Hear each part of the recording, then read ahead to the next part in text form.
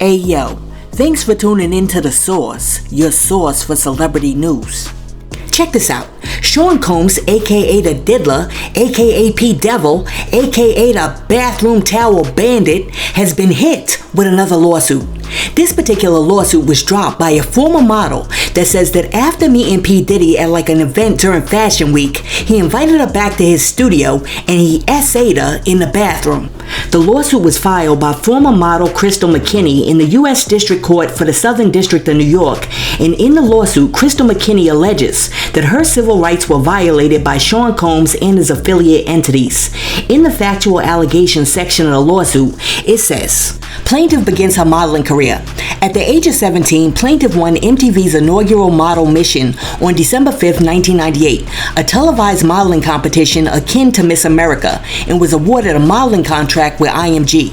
Shortly thereafter, plaintiff's career took off. Plaintiff modeled for a Tommy Hilfiger jeans campaign. Plaintiff also featured in Macy's catalogs, Elle, Cosmopolitan, and Mademoiselle magazines. Plaintiff also made appearances in television and film programs such as MTV's Total Request Live, TRL, Fashionably Loud, True Life, and a movie with Joan Rivers. Furthermore, plaintiff had international modeling gigs in Germany and Australia. Alright, so after that we get down to the next bold heading, and it says a fashion designer invites plaintiff to Men's Fashion Week to meet Combs. And then it says, in 2003, when plaintiff was 22 years old, a fashion designer known as The Designer invited plaintiff to attend a Men's Fashion Week event held at Cipriani downtown, located at 376 West Broadway, New York, 10012. At the time, plaintiff was engaged in modeling gigs in Miami, Florida, and flew to New York for the event. The designer told plaintiff that he would be introducing her to Combs, which could advance her modeling career. The designer began to direct plaintiff's appearance as he sought to ensure Combs found her attractive. For instance, the designer instructed plaintiff to go to Elizabeth Arden to get root touch-ups to ensure it was platinum blonde. Alright, so essentially this designer's like, listen, Diddy likes some blonde. We gotta get you that Mary J. Blige special. Alright, so then it goes on to say, the designer also scheduled a stylist to put in hair extensions for the plaintiff. The designer then handpicked a black leather coat with a fur hood, a translucent chiffon beige V-cut shirt, fur-lined handbag, and jewel-encrusted jeans for the plaintiff to wear to the event. Due to the traumatic events that occurred later, plaintiff saved the unwashed clothing from that night in her closet, where they remain in a plastic wrap. Oh my goodness, Diddy's getting ready to get Monica Lewinsky'd. Oh, they getting ready to Monica Lewinsky this dude. They gonna send them jewel-encrusted jeans to the lab, and they gonna find Diddy juice all over them jeans. It's a wrap. And let me say this, the fact that she kept those clothes in a plastic bag in a closet is very telling, because if you're a woman, you don't keep no clothes in a plastic wrap bag for like 20 years unless you got assaulted and you know you gonna need some proof someday. There is no other reason that a woman in her right mind would keep the clothes that she had on in 1998, 1999, 2000 in her closet in a little baggie unless she got assaulted. Because I'm telling you right now, no woman is keeping a pair of baby fat bejeweled jeans in her closet for like 30 years unwashed unless she knows she's going to need them jeans for future reference. Alright, so the next section goes on to say, Combs makes promises of career advancement. And then it says, soon thereafter, plaintiff took a car to Cipriani downtown, where the designer was dining with Combs and other guests. Plaintiff felt little control over the events as she was directed what to do and put on display for the others in attendance. For instance, plaintiff sat down at an empty seat next to the designer, but he insisted that she sit down directly across from Combs instead. Once seated, Combs made a very public display of coming on to plaintiff in a sexually suggestive manner, which continued throughout the dinner. For others to hear, Combs bestowed compliments on plaintiff by stating, for example, that she was beautiful and her eyes were gorgeous. Later, and at a more intimate volume, Combs told plaintiff she was going to make it big one day as a model. Combs went on to tell plaintiff that he had power in the industry and was going to help her advance her career. Combs provided plaintiff with his phone number as a gesture of good faith in his promises to help her. Throughout their interactions, Combs was flirtatious, bordering on leering, as he leaned across the table toward towards her. Combs also plied plaintiff with alcohol throughout the dinner as he repeatedly refilled her glass with wine. After the meal ended, Combs told plaintiff that he wanted to get to know her better. Combs asked plaintiff to call him a bit later. Plaintiff felt confused but hopeful that Combs would fulfill his promises to help her career. Okay, so the next section goes on to say plaintiff meets Combs at a studio where he drugs and essays her. And then it says, later that night, Combs requested plaintiff come see his studio located at 321 West 44th Street in New York, New York. Plaintiff felt reassured that she would be with others at the studio rather than being alone at a personal residence. When plaintiff arrived, she found that Combs and several other men were seated together. She found that they were passing around a bottle of Hennessy and joints. After plaintiff sat down, one of Combs' associates asked her, "Do you smoke weed?" To which she responded affirmatively. Combs' associate replied, "You never had no weed like this before." See, right then, when he says that, you're supposed to say, "What do you mean I never had no weed like this before? What is in this weed?"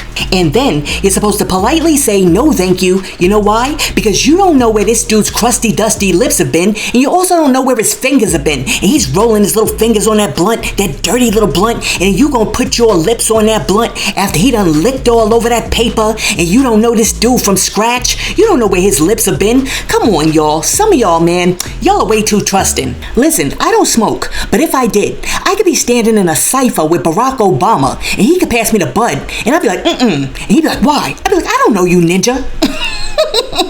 For real. Alright, back to the lawsuit. It goes on to say, plaintiff later came to understand that Combs had laced the joint with a narcotic or other intoxicating substance. Combs passed her the joint and plaintiff took a hit which felt very powerful. Although plaintiff insisted that she had enough after that, Combs pressured her to imbibe more alcohol and Mary J. Wanna by telling her that she was acting too uptight. Plaintiff felt as if she was floating. Seeing plaintiff was very intoxicated, Combs demanded plaintiff follow him and he physically led her into the bathroom. Yo, what is up with this dude in bathrooms? Alright, so it goes on to say, in the bathroom, Combs forced himself on plaintiff and began kissing her without her consent. Combs then shoved her head down to his crotch before commanding her to ess it. Plaintiff refused, but Combs pushed her head down onto his, lower region and forced her to perform sloppy toppy on him. As she was being assaulted, plaintiff felt panicked and physically sick. Afterwards, Combs led plaintiff back into the studio. Upon standing and walking, plaintiff felt more and more woozy and then lost consciousness. Plaintiff awakened in shock to find herself in a taxi cab heading back to the designer's apartment. I mean, is it just me, or does this particular case sound eerily familiar to the case where Harpier picked up the girl in Detroit and brought her back to the studio to meet Diddy, and then they did what they did to her in the bathroom? I mean, this sounds just like that, because after that incident, they too put her in a car and sent her right back where she came from. I mean, this sounds like this might be Diddy's MO, and I am just so disgusted with this dude. Listen, the Notorious B.I.G. talked about going from ashy to classy, but I gotta tell you, P. Diddy is going from classy to ashy by the minute. Alright, so it goes on to say, as her consciousness returned, plaintiff realized that she had been sexually assaulted by Combs. Plaintiff felt humiliated and traumatized and without recourse. Okay, so the next section goes on to say, Combs' assault has caused plaintiff lifelong harm. Following the assault, plaintiff's modeling opportunities quickly began to dwindle and then evaporated entirely. Upon information and belief, Combs had plaintiff blackballed in the industry and utilized his significant influence to impede plaintiff's career growth. Plaintiff became severely depressed as she began to blame herself for the assault and for sabotaging her own career. The assault led plaintiff into a tailspin of anxiety and depression. In or about 2004, plaintiff attempted to unalive herself and was hospitalized. Everywhere plaintiff looked, she was reminded of Combs' assault, as Combs was an inescapable presence in music, television, and film. In the ensuing years, plaintiff has also experienced alcohol and substance addiction as she attempted to cope with the emotional trauma of being assaulted. Yo, of course legally we have to say that Diddy is innocent until proven guilty.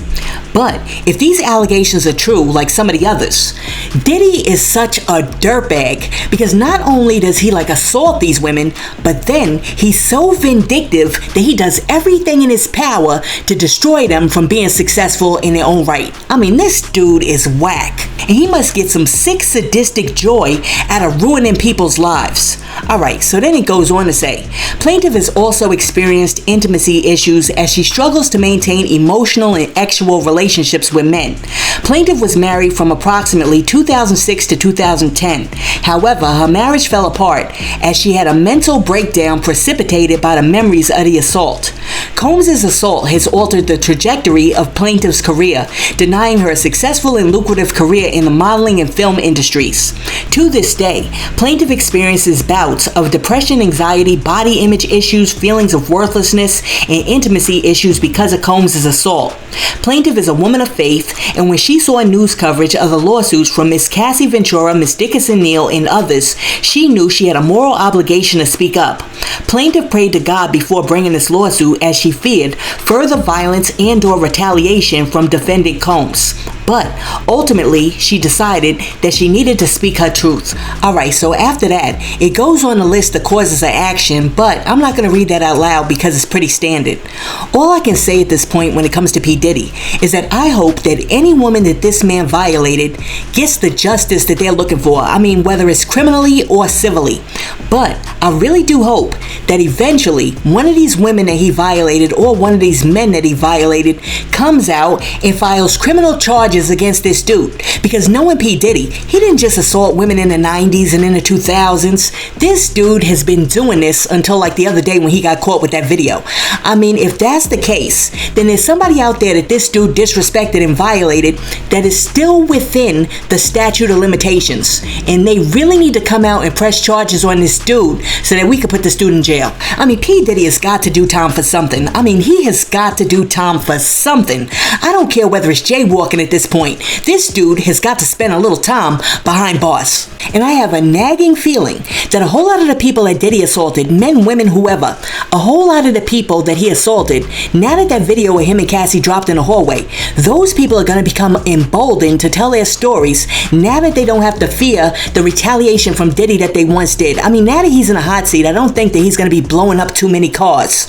So I think they think it's safe to speak, and I think that when this is all said and done, this thing right here might turn into a Bill Cosby level event. I mean, 10, 20, 30, 40 people. It's gonna be crazy. Listen, let me know what you think about P. Diddy's new lawsuit. Do you think that now that the video is dropped of him abusing Cassie in that hallway and everybody has seen him for the monster that he is, he's gonna go ahead and settle this one? Let me know in the comments, and while you're down there leaving a comment, be sure to like and subscribe to the channel and share this video with your friends. Hey yo, thanks for tuning in to Celeb Source, your source for celebrity news. Be sure to like and subscribe to the channel. Peace.